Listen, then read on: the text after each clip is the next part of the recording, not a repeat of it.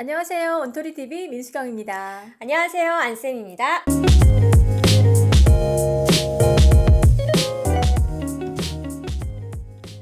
우리 아이들의 스피치 능력을 업시켜줄 수 있는 네. 한번 해보세요. 시켜줄 수 있는 방법들을 하나씩 네. 알려드리고 있는데 네. 오늘은 굉장히 관심이 좀 많으실 것 같아요. 네. 어머, 우리 아이는 말이 앞뒤가 하나도 없어요. 맞아요. 무슨 말인지 하나도 못 알아먹겠어요 하는 분들이 많이 계실 거라고 생각이 듭니다. 네. 왜냐하면 아이들은 그냥 생각하는 대로, 네. 생각나는 대로 그냥 쭉 이야기하는 친구들이 많더라고요. 그렇죠. 그냥 단어만 툭툭 던진다든지. 네네네. 그래서 뭐 주어, 음. 뭐 서술어 다 빼고 네. 그냥 딱 단어만 딱 네네. 얘기하는 친구들도 있고요. 생각나는 대로 하기 때문에 사실 상대방이 들었을 때는 이게 무슨 얘기지? 뭘 말하는 거야? 막 이렇게 할 수 있어요. 그래서 근데 되게 희한한 건 뭔지 알아요? 지네들끼리 다 통한다. 되게 신기해요. 맞아, 옆에서 보고 맞아. 있으면. 또래들끼리는. 네. 근데 이제 그런 어떤 언어 습관들을 조금씩 네. 좀 완벽한 문장으로 또 논리적인 문장으로 만들어주기 위해서는 네. 바깥에서 이제 조금 아웃풋이 필요할 것 같아요. 맞아요. 그래서 인풋이 필요한 거죠. 그런가요? 정신이 안 나죠. 저는 그냥 그랬습니다. 네, 인풋이 네네네. 좀 필요한 것 같아요. 네. 그래서 스피치를 할 때 논리적으로 말하는 게 참 중요하더라고요. 그럼요. 네. 그러니까 말을 한다라는 것 자체는 저 사람을 이해시키기 위함인데 네. 논리적이지 못하다 보니까 상대방이 이해가 안 되니까 네. 접수가 안 되는 거예요. 간혹 통할 때도 있지만 그렇죠. 그래서 대부분은 논리적으로 잘 이야기해야 스피치를 잘한다고도 할 수 있고요. 네. 예를 들어서 뭐 회장 선거 나가더라도 막 두서없이 얘기하는 것보다는 논리적으로 내가 왜 회장이 되어야 되는지 이야기하면 쟤는 일도 잘할 것 같아. 설득이 되는 거죠. 그죠. 그리고 막 신뢰감도 그렇죠. 막 쌓이게 되고 네. 뭔가 좀 회장감인 것 같고 네네. 그런 특별한 느낌을 받는다고 하니까 사실 좀 노력해 보시면 좋을 부분인 것 같습니다. 네. 우리 아이의 말에 논리적인 힘을 좀 줄 수 있는 연습 방법을 오늘은 알아보도록 하겠습니다. 네. 오늘 그래서 너무 또 많이 한 번에 알려드리면 사실 실행하는데 좀 어려움이 있잖아요. 그렇죠. 전 그래서 3가지를 넘지 않습니다. 3가지만 네. 오늘 알려드리도록 하겠습니다. 네. 첫 번째는요, 논리 기법이에요. 이게 좀 딱딱한 말이기도 한데요. 보통 친구들 사이에서는, 그러니까 스피치를 좀 공부했다. 그리고 또 스피치 학원을 다녀봤다 하는 친구들은 샌드위치 기법이라고도 하고요. 또 햄버거 기법이라고도 하고, 또 1, 2, 1다시 기법 이렇게도 얘기하거든요. 그래서 이제 그것만 들으면 샌드위치? 그럼 뭐가 층층이 잘 쌓였나? 이런 느낌을 받아보실 수 있으실 거예요. 그래서 이제 그렇게 샌드위치 기법으로 한번 이야기해 보도록 하겠습니다. 네. 사실 샌드위치 기법은 밑에 자막이 나가겠지만 쉽게 말해서 맨 처음에 누군가가 나한테 말을 시켰을 때 질문을 던졌을 때 우선 내 생각의 결론인 부분 쉽게 말해서 이야기하는 거예요. 그래서 나의 주장을 첫 번째로 이야기하고 그 다음에 내가 왜 이 주장을 펼치는지 이야기하는지에 대한 다양한 근거들을 제시하는 거죠. 그래서 저는 이 주장을 다시 한번 강력하게 이야기하고 싶습니다라고 나의 주장을 다시 한번 강조하는 기법이라고 생각하시면 좋을 것 같아요. 네. 그러니까 그런 어떤 구조만 익혀놔도 네. 사람들과 대화하는 과정에서 자신의 생각을 이야기할 때 이렇게 귀에 쏙쏙 들리게 되거든요. 맞아요. 네. 별거 아닌데 네네. 참 말 잘한다 이런 느낌을 받을 수 있거든요. 맞습니다. 그러면 그냥 또 이렇게 이야기하면 친구들이 그럼 어떻게 해야 돼요? 라고 생각할 수 있어서 간단한 예를 좀 네. 들어볼까 해요. 그러면 요거에 맞춰서 그러니까 1, 2, 1다시 기법, 샌드위치 기법 이런 거에 맞춰서 한번 대답을 한번 네. 해보셨으면 좋겠어요. 제가 저한테? 먼저 하는 사람이 임자. 내가 물어야지. 네, 네. 해보세요. 자, 쉬운 그러면 걸로. 알겠습니다. 우리 아이들하고 하면 좋을 만한 네네. 좀 소프트한 주제로 네, 맞아요. 가지고 해보겠습니다. 안 선생님은 과일 중에 어떤 과일을 가장 좋아하세요? 저는요 바나나 너무 좋아해요. 이러고 보통 땡가거든요. 네.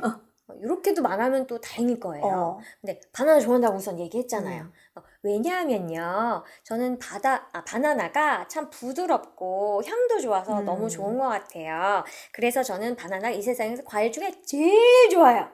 이렇게 간단하지만 내 주장을 펼치고 왜 이것을 하는지 얘기하고 그 다음에 다시 한번 결론을 강조하는 네. 방법으로 아주 간단하죠. 그러니까 저희가 뭐 과일 뭐 좋아하니? 라고 해서 되게 심플하게 들리실지 모르겠지만 네네네. 이게 일상 속에서 나의 주장을, 나의 네. 의견을 이야기해야 되는 상황에서는 네. 이런 어떤 기법들이 굉장히 탄탄한 이야기처럼 네. 들려지거든요. 맞아요.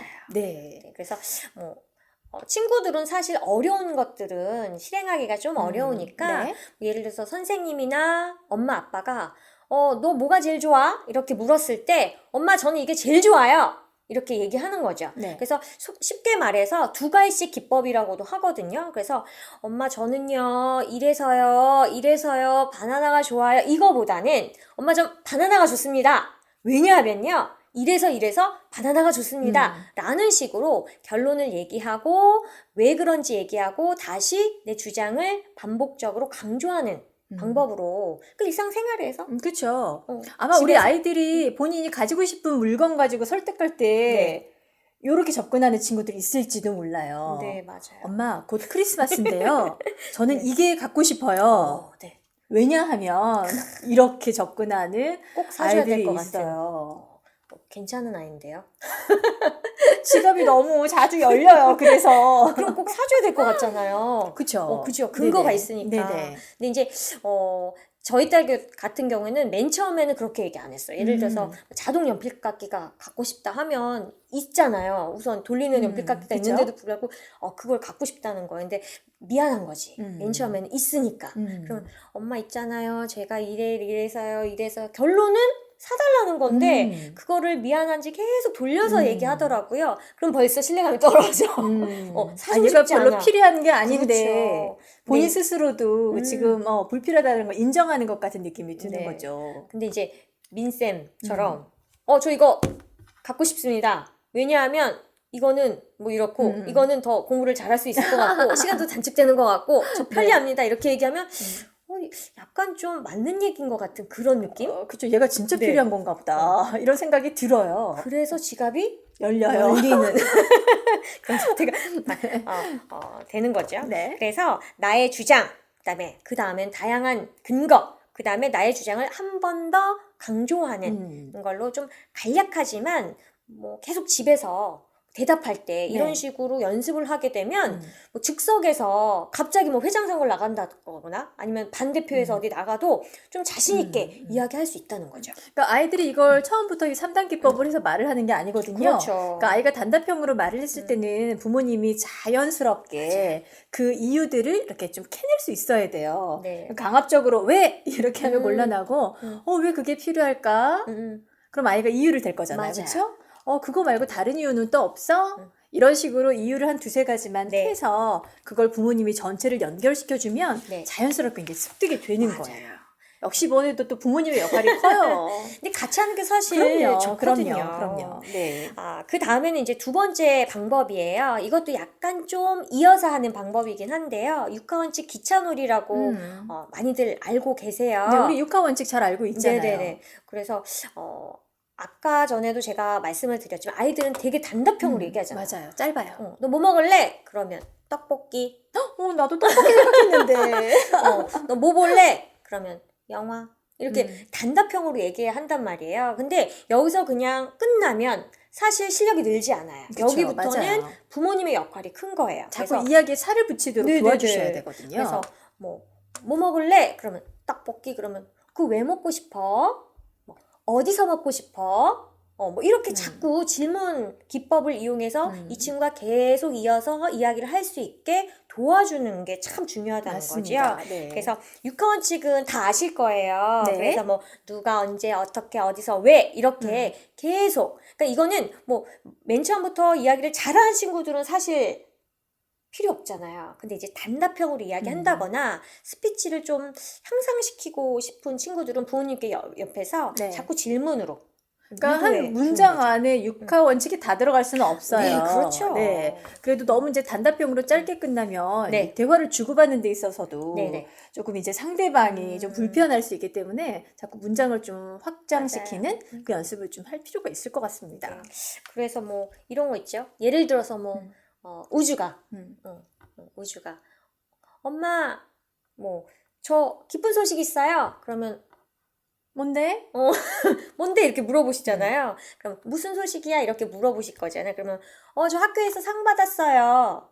그러면 이제 그 다음에 어떤 상? 이렇게 물어볼 수 있는 거죠. 네네. 그러면 저 모범 어린이상 받았어요.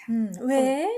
그러면 왜? 그러면 뭐 학교에서 스티커도 많이 받고요. 모범이 돼서 받은 것 같아요. 얘기하겠죠. 스티커는 왜 받았는데? 근데 계속 그렇게. 어. 그러면 언제? 그럼 오늘이요. 뭐 이렇게 할 수도 있고.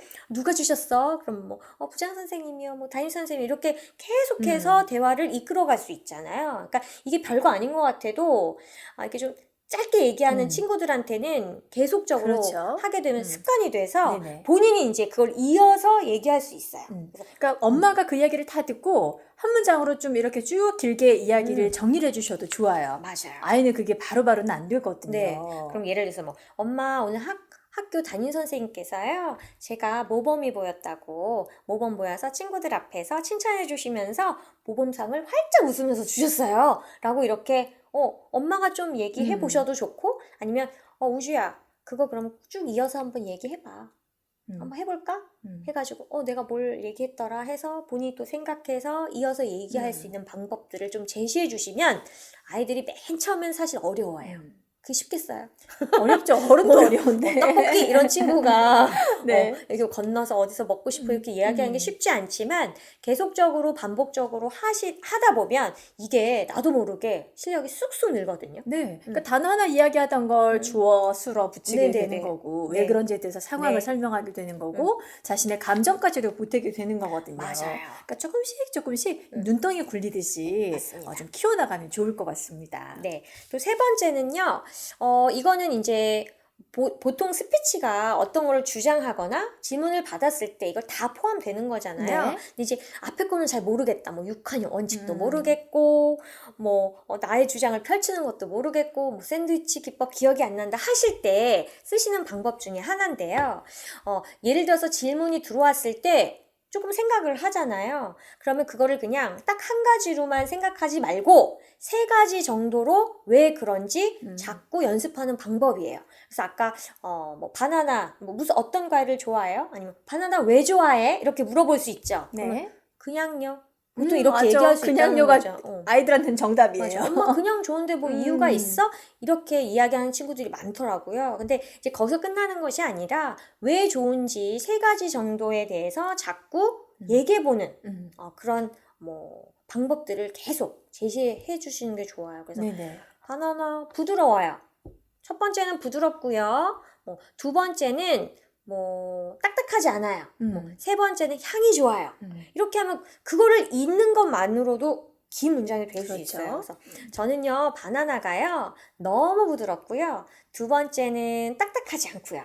또 세 번째는 향이 너무 좋아서 바나나를 참 좋아합니다. 라고 이야기하면 그냥요 이거보다는 조금 더 매끄럽고 또 조리 있게 그렇죠. 이야기하는 것처럼 들릴 수 있거든요. 그래서 이렇게 넘버링을 사용해서 첫째, 뭐 둘째, 셋째 이렇게 이야기하는 방법들을 집에서 하시는 게 중요합니다.